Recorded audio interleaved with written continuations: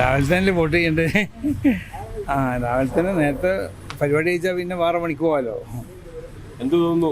കുറെ ആളുകളൊക്കെ രാവിലെ തന്നെ വന്ന് ക്യൂവിലൊക്കെ വരുന്നിട്ടുണ്ട്. അത് എല്ലാവർക്കും ഇപ്പോൾ ഒരു ആവേശം ഉണ്ടാവുമല്ലോ. ജനാധിപത്യം, മതേതരത്വം, മതസൗഹാർദ്ദം, ഇന്ത്യ രാജ്യത്തിൻ്റെ പാരമ്പര്യം, മറ്റ് ന്യൂനപക്ഷങ്ങളടക്കമുള്ള ഇന്ത്യ രാജ്യത്ത് താമസിക്കുന്ന ജനങ്ങളുടെ അവകാശങ്ങളും മറ്റും സംരക്ഷിക്കപ്പെടുക, അതൊക്കെ ഉദ്ദേശിച്ചാണല്ലോ ഓരോരുത്തർ വോട്ട് ചെയ്യുന്നത്. അപ്പം അതിനുവേണ്ടി പ്രവർത്തിക്കുന്ന ആളുകൾക്ക് ജയിക്കണം, അങ്ങനത്തെ ഭരണസമിതിയൊക്കെ വരണം എന്നല്ലേ ഓരോരുത്തരെയും മനസ്സിലുണ്ടാവുന്നത്. ഇത്തവണ കേരളം ആര് കൊണ്ടുപോകുമെന്നാണ് താങ്കൾക്കൊരു അഭിപ്രായം ഉണ്ടാവുമല്ലോ? ഞാൻ അഭിപ്രായമില്ല, അതിപ്പോൾ പറയാൻ പറ്റില്ല. അങ്ങനെ വോട്ട് ചെയ്യേണ്ട ആവശ്യമില്ലല്ലോ, അത് വോട്ട് ചെയ്തിട്ട് പറയാം.